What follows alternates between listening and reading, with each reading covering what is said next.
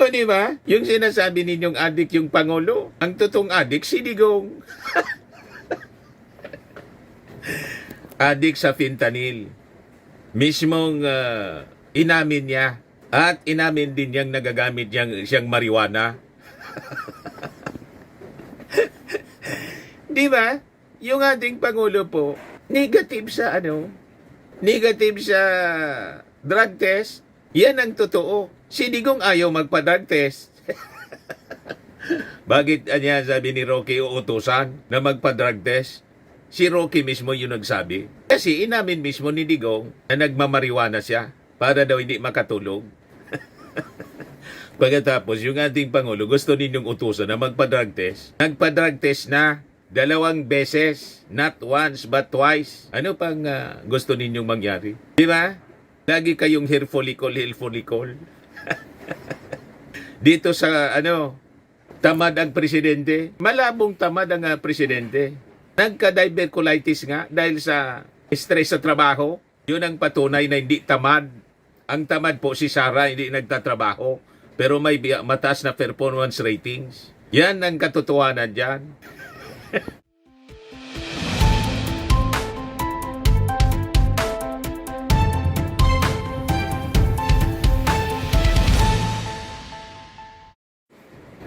Hello po mga kababayan.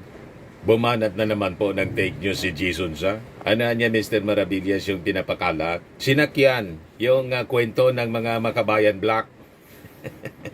Na ang sabi, may text yung ating Pangulong Bongbong Marcos tungkol sa personal knowledge niya sa kickback, sa flood control scandal. Naniniwala kayo mga kababayan, yung ating Pangulo mag-text ng ganon. Tapos ang source daw ng balita, si Libiste, si Leandro.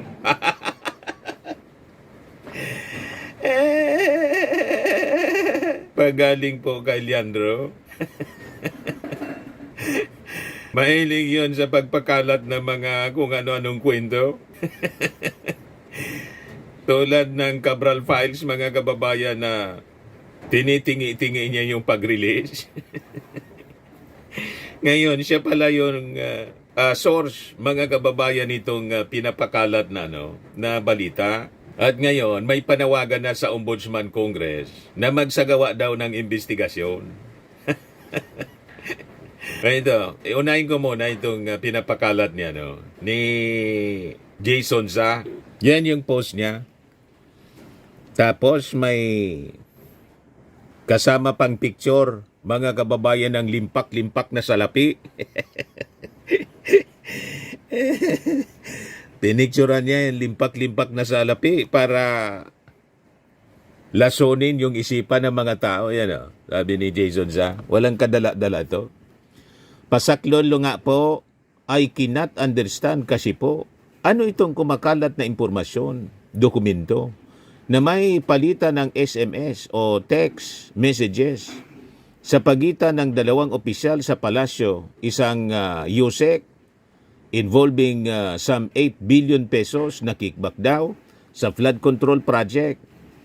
Hinihintay ko paliwanag ni Auntie Claire dito. Kasi lately, ang sabi ng presidential barker, lahat yan ay pawang mga chismis lang. Opo, chismis lang daw.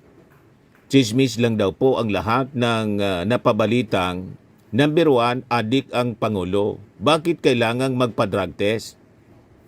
Pangalawa, tamad ang presidente. Hindi nga natutulog ang presidente. Pangatlo, may sakit si Junior. Malit na bagay, nagpapagaling na. Number 4, may colostomy o bulsa sa bituka. Guni-guni lang daw ni Rocky yun. Number 5, may colon cancer. Fake news yan. Number 6, magpapagamot siya abroad. Pupunta sa New York City at UN. Ilan naman talaga yun, fake news. O di ba? Yung sinasabi ninyong adik yung Pangulo, ang totoong adik si Digong. Adik sa fentanyl. Mismong inamin niya at inamin din niyang nagagamit siyang marijuana. Di ba? Yung ating Pangulo po, negative sa negative sa drug test, yan ang totoo. Si Digong ayaw magpa-drug test. Bakit niya sabi ni Rocky uutusan na magpa-drug test? Si Rocky mismo yung nagsabi. Kasi inamin mismo ni Digong na nagmamariwana siya para daw hindi makatulog. Pagkatapos, yung ating Pangulo gusto ninyong utusan na magpa-drug test. Nagpa-drug test na 2 beses, not once but twice. Ano pang gusto ninyong mangyari? Di ba? Lagi kayong hair follicle. Dito sa tamad ang presidente. Malabong tamad ang presidente. Nagka-diverculitis nga dahil sa stress sa trabaho. Yun ang patunay na hindi tamad. Ang tamad po si Sara, hindi nagtatrabaho. Pero may mataas na performance ratings. Yan ang katotohanan dyan. Masipag si Sara mag-travel at manira. Yun ang masipag. Tulad ninyo, ang sipag ninyo magpakalat ng fake news. May sakit si Junior. Maliit na bagay, nagpapagaling niya. Iyon naman talaga ang totoo. Ikot ng ikot nga, bumalik na sa normal na routine yung ating Pangulo. Magaling na yung ating Pangulo. Ang gusto ninyong paniwalaan, yung kwento ninyo. Kasi sinasabi ninyo, mamamatay na yung ating Pangulo kasi may colon cancer. Asa ng ebidensya ninyo? Mag-release kayo ng medical records na may colon cancer yung ating Pangulo. Yung pinakalat ninyong medical records, fake. Di ba? Tapos ngayon, ang pinapakalat naman ninyo, kasi pupuntang Amerika next month yung ating Pangulo sa UN meeting. Pinapakalat ninyo, magpapacheck up.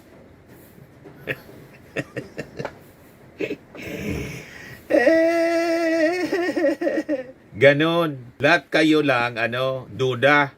Dati nga yung picture. Anong kinalaman dito ng pera na nakapicture? Gusto niyong palabasin, ito yung pera. Kickback ng ating Pangulo. Pati nga yung picture. Tinuturo dito, may encircled na colostomy daw. Fake news yan. Edited. Pati itong picture ng ating Pangulo, edited po siya. Marcos Jr. lost weight. Hindi man yan, ganyan po yung itsura ng ating Pangulo na humaba na yung lieg. Yan yung ating Pangulo. Aktual na picture. Cabinet meeting. Very healthy.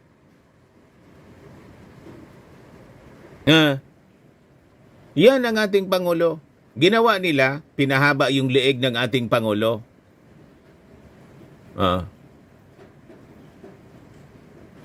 Asa na ba yon? Poging-pogi yung ating Pangulong Bongbong Marcos. Inedit nila, pinahaba para palabasing para ng giraffe yung itsura. Edited po yon. Ang hilig nila mag-edit ng picture para palabasing butot balat na yung ating Pangulo. Gawa-gawa ito mga kababayan ng mga DDS. Inedit nila yung itsura, pinatanda, pagkatapos pinahaba yung leeg.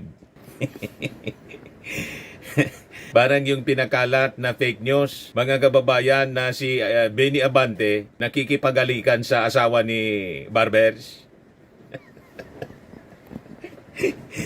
Diba? Magkatabi lang yan, yun mga kababayan. Pinakalat ng mga DDS, nakikipagalikan na. Ito po, yung inedit nila. Magkatabi si Benny Abante at saka yung asawa ni Barbers, Representative Barbers. Ito yung original, ito yung fake. Ginawan sila ng picture na naghahalikan. Sunstar Davao, Cabastosan, Surigao del Norte Representative Bernadette S. Barbers firmly denied a viral social media photo allegedly showing her in a compromising moment with fellow lawmaker Manila Representative Benny Abante. Barber said the image was AI generated and stressed that it never happened. She emphasized that manipulated content like this is not just gossip, it is a distortion of truth that damages real reputation. Ganyan kabastos, mga kababayan, ang Bueno, ito yung original. Magkatabi lang sila with ito. Tapos ginawa niya, no? AI generated siya.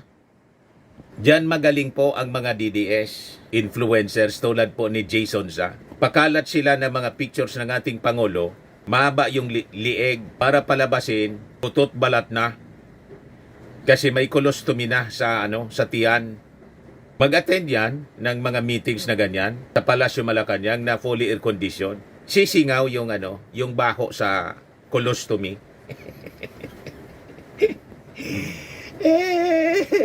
Ganon katindi sila, mga kababayan, sa pagpakalat ng fake news. Ngayon naman, yung pinapakalat po ni Jason Sa, itong yung sabi text, ang source, mga kababayan, yung Makabayan Black, na ang source din, si Libeste, ibigay ko sa inyo yung kwento.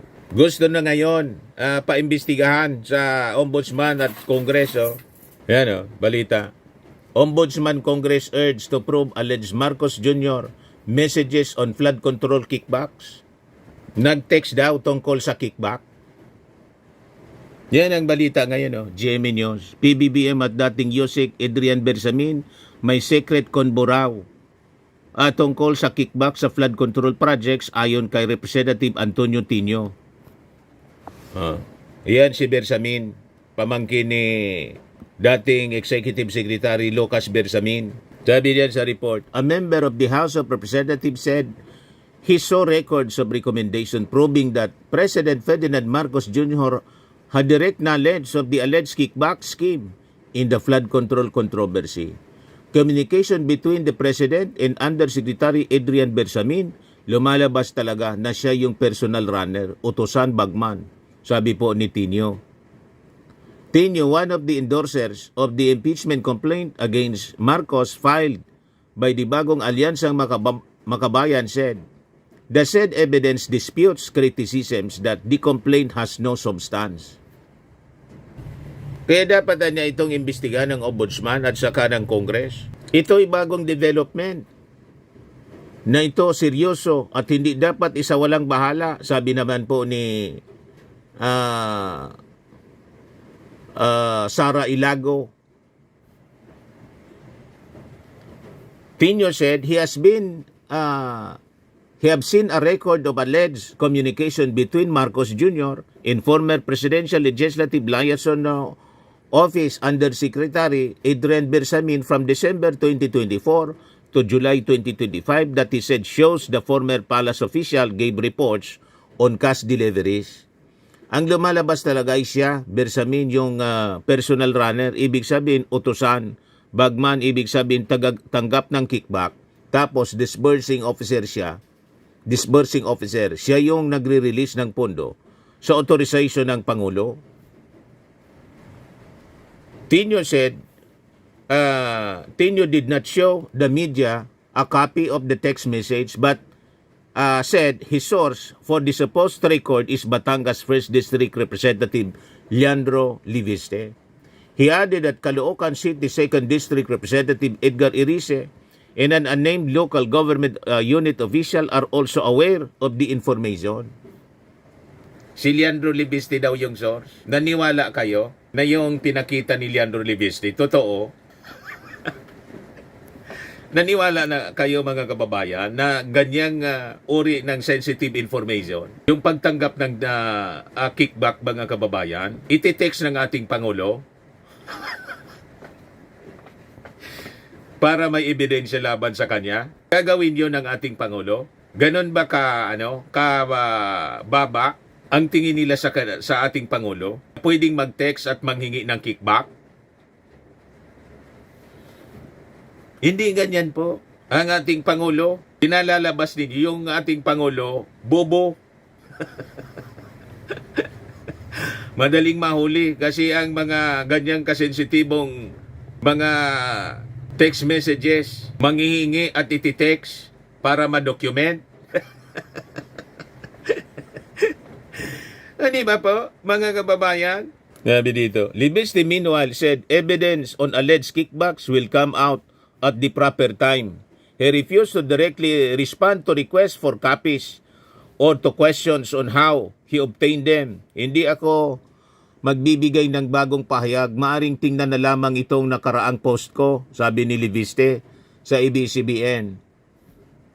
Nakita ninyo? Ilalabas niya daw sa proper time, binibitin-bitin niya para lang may excitement yung tao. Parang yung nakapattern ito mga kababayan doon sa envelope ni Erap nang ma-impeach.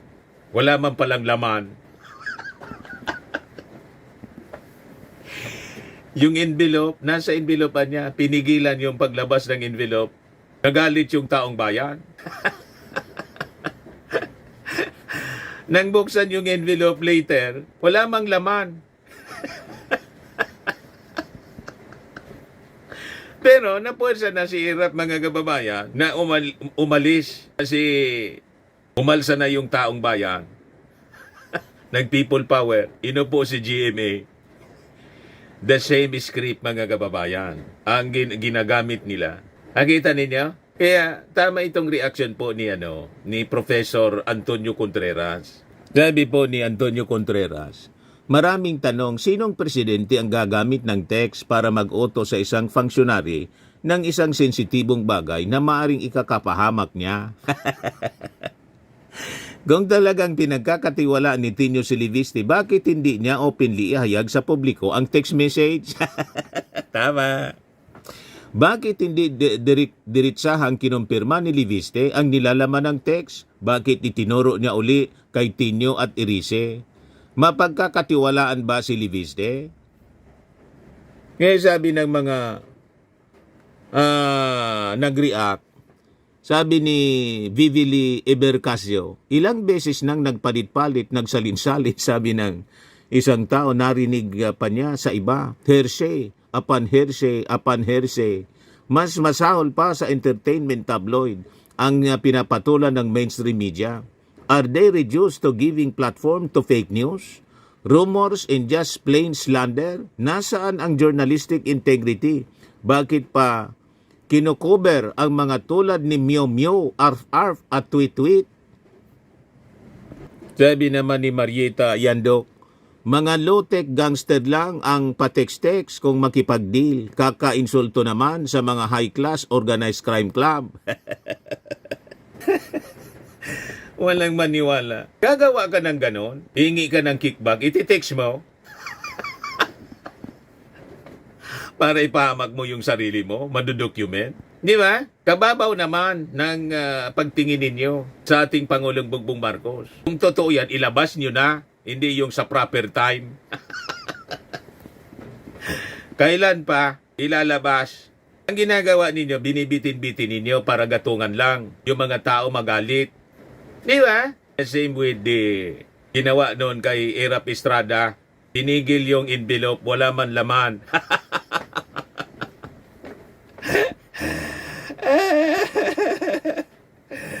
Huwag tayong pauutod dito sa mga taong ito. But anyway, yung mga tao po, yung mga reactions, hindi man sila naniniwala.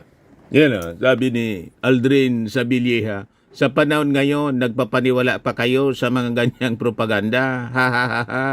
Iuntog nyo ulo nyo sa pader. Ha ha ha. Mga siraulo.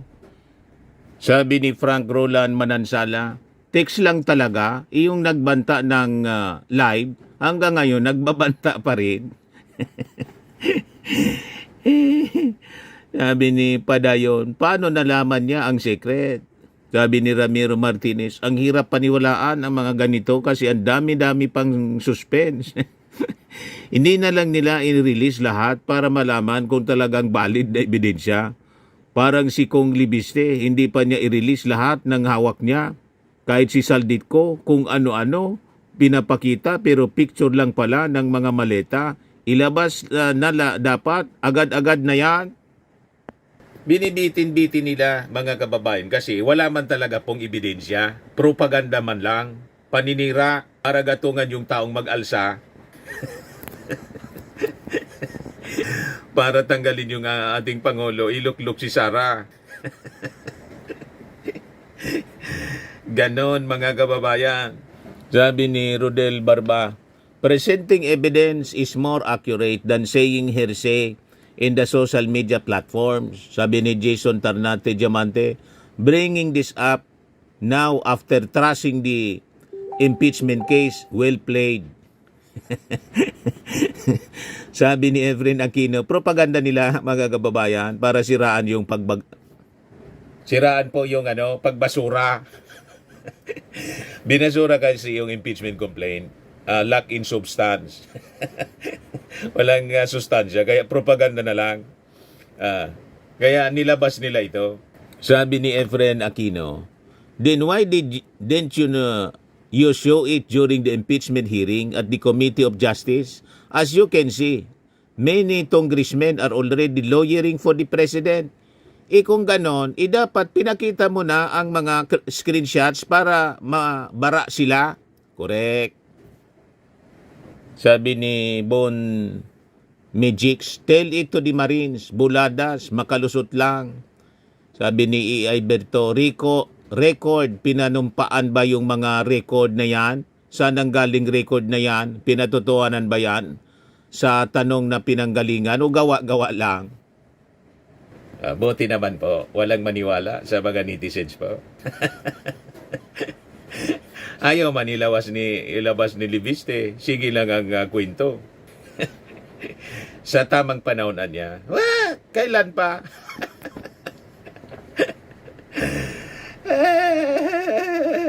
Anyway, huwag tayong nagpapaniwala po dito sa mga, pag sila ang source, mga sinungaling ang mga taong yan, may nang nilalang ka pag naniwala ka sa kanila. Mga budol, mga kababayan, sa mga naghanap ng malinis and spacious fitness gym, pumunta lang po kayo sa aming Colossal Fitness Gym. We also offer Grab Car Rental with our brand new 2023 model ng Toyota Innova.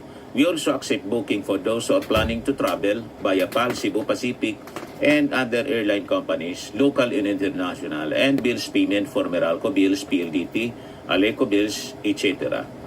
Ang Colossal Fitness Gym is located at 3rd floor Security Bank Building, Landco Business Park, Legazpi City, Albay. For inquiries, look for Chilon Maravillas. Contact number 0966-802-0949. Yan yung aming Innova. Lagi na pong matao sa amin. Pati mga foreigners po, tingnan ninyo. Mga British tourists sila. Ang lalaki ng katawan mga kababayan, nag-gym sa amin. Ito naman po, international. Ito mga mga European sila. Ito naman yung bago naming product na binibenta online, Eye Glow Serum. Whitening po siya galing sa South Korea. Tingnan ninyo yung epekto sa aking anak na architect entrepreneur, Riz Maravillas. For inquiries, look for Riz Maravillas on FB. Ito naman po, Fairmax Firming and Lifting Cream, pinapahid po sa mga pulses in other affected area. Mainam po ito sa mga pains at paninigas na mga kasukasuan. Ito po, Automax Radiant Serum. Sa mukha naman yung application. Anti-aging po siya. You will look 10 years younger than your age. Ito naman po yung bagong product naming binibenta online. I am worldwide amazing pure organic barley powder drink mix from Australia. Mainam po ito sa mga cancer patients tulad nitong cancer survivor mga kababayan. Siya si Yoli Tan, ovarian cancer survivor. Sabi niya, barley did not just save my life, it gave me a new life. In 2019, Yoli faced the fight of her life through surgery in harsh chemotherapy.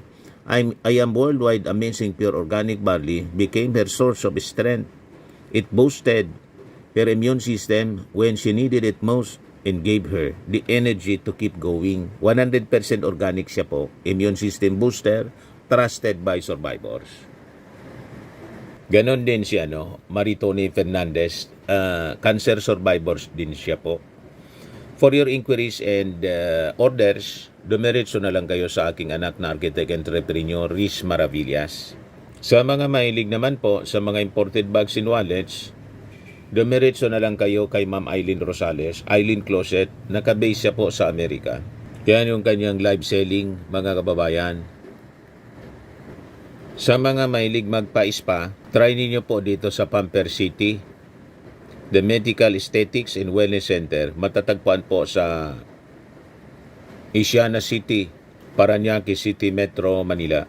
Pamper City by OMG, your luxury escape.